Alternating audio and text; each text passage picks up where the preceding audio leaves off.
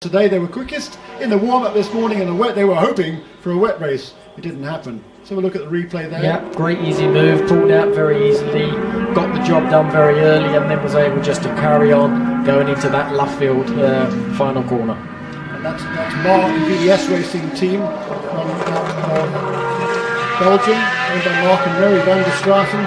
Straten, a very famous name in motor racing terms, and there goes down to the inside. Bert Longin trying to make a move on his team owner Alfred Hager. The one thing you don't want to do there is take out the team boss. No, very smart move that was to back him up. He comes up almost alongside, but almost doesn't count in motor racing terms, doesn't it? And he tucks in behind and follows him round, and it's maybe like a little bit quicker, Bert Longin at this stage in the proceedings. Interestingly to me, there's Michael Bartels there, car number 1, unable to make any impression at all on the two much newer team cars. Yeah, quite surprising. Obviously, I don't know if Michael's struggling with something, but his speed is not as quick as probably we all expect. But those two cars in front of him, those two Maseratis, are obviously doing very well at the moment, racing each other as well, which is never an easy thing because you're sometimes holding each other up. But to be in front of Michael Bartels, I think is a fine job by those two. And great for the team. Yeah, absolutely right. And there's some great racing going on here. Meanwhile, at the front, we're told that the team manager, the team manager of car number 9 is to report to the race director immediately. It comes up on our screen here. In the meantime, Thomas Ackery in car number 9 still leading the race. In fact, last time around, a blindingly fast lap from him, 2 minutes. 0.999, so just quicker than 2:01 as we see this Nissan Lamborghini battle. The great lap by Ackery. He pulls away by quite a margin. He was about 2 seconds quicker than Thomas Enger last time around, so he's absolutely put his foot down. We heard there was going to be a penalty served on car number 9. Clearly it's not come in to serve that penalty, and the team manager has been summoned to race control, John. Not the best situation.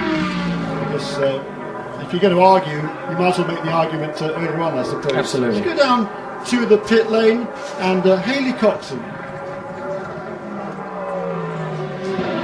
Mike is out, sadly it looks like you are too. Mike is out and it looks like you are too. Can you explain what's happened? Yeah, and he got a big hit, and then he has to go into the mud.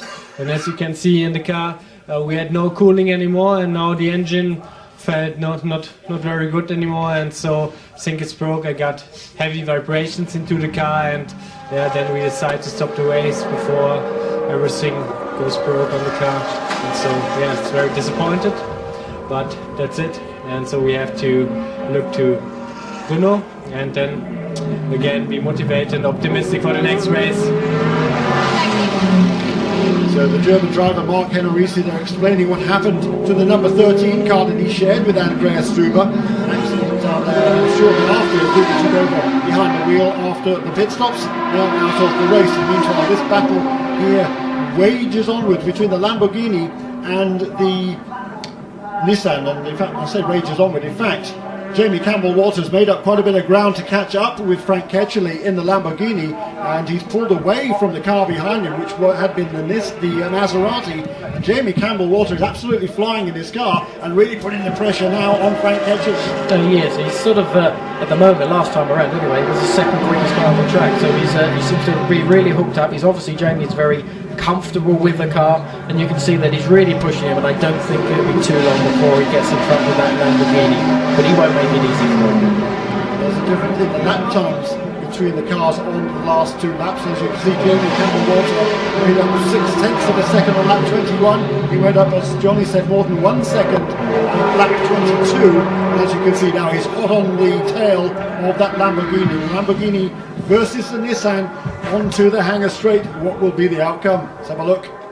Yeah, he's not going to be close enough on this occasion, but Jamie seems to be able to get quite close to him on the tricky technical parts of the track, which I think will give him a good opportunity to pass it a little bit further around on the new part of the Silverstone circuit.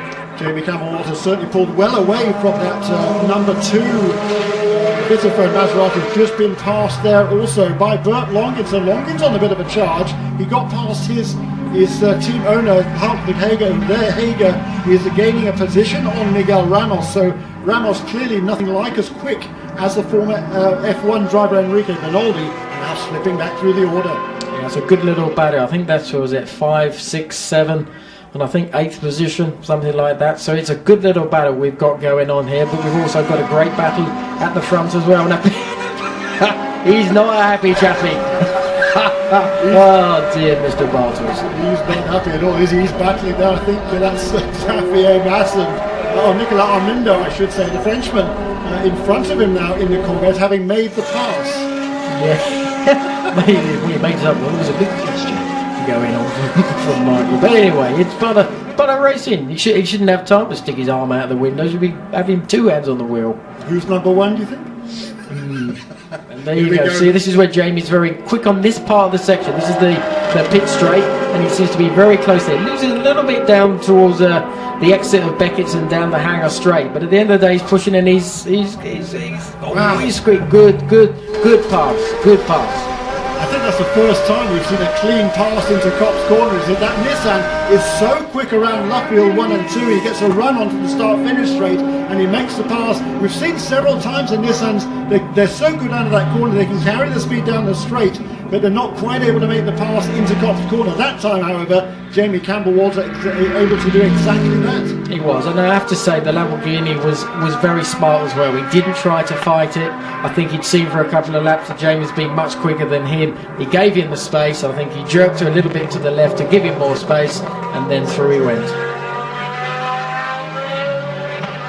I believe the number 9 Aston Martin might have just been into the pits to serve its penalty. I'm looking at the scoring now, and its last lap around was a 2 is 05. It says 2 against the P at the end of the last column on the scoring page, which I believe is the number of pit stops. So unfortunately the pit wall here is so high opposite our booth we can't see cars going down the pit lane. But there is now, well, we're looking at car number 40, which is Maxime Martin, who is right behind one of the Aston Martins, and we believe that Thomas Ackery did finally serve that drive-through penalty. And we'll see where that drops. He might, if he's lucky, still get out in 2nd place. Yeah, I think they had about 20 odd seconds gap between, so I think at the end of the day he should still do that. I think he should be fine. So here comes Thomas Enger now into Copse Corner, our new race leader, with just 6 minutes and 45 seconds and counting to go. Here comes Thomas Ackery around Woodcote to complete lap 24, and yes, he is easily maintained that 2nd place. He comes out about 17 seconds behind in 2nd place.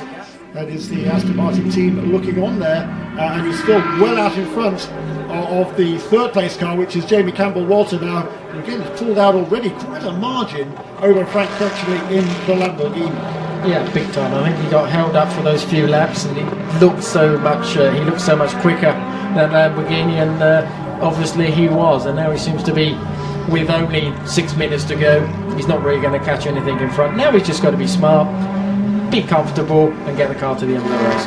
It'll be a good 3rd position for Jamie and the Sumo team.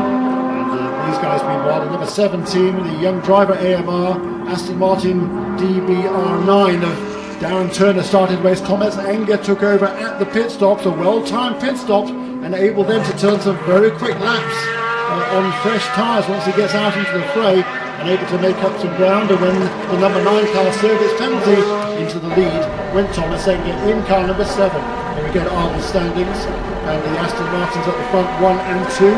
In 3rd place, Jamie Campbell-Walter for Nissan. So Aston Martin, Nissan, Lamborghini in 4th place, with Frank Fletchley at the wheel right now. Then the 2 Maseratis, Longin and Margaritas. 7th place now for Nicolas Armindo in the best of the Corvette Z06s. Excellent job by him, having come from quite a long way back in the pack. Then surprisingly off the pace, Michael Bartels for Maserati. Further down there, the number 2 Maserati, here it is on the screen. It's going very, very slowly. Miguel Ramos has a punctured right rear tyre. That explains why he's been going slowly lately. Absolutely, could have been a slow one just going down. Clearly, judging by his pace, I'm surprised he didn't realise what the problem was and kept bringing it in earlier on. But whatever, he's going to cost him an awful lot of time. Not going to be much difference. He's going to be out of contention now. Oh, definitely. Well, he's got to get it back to the pits as well.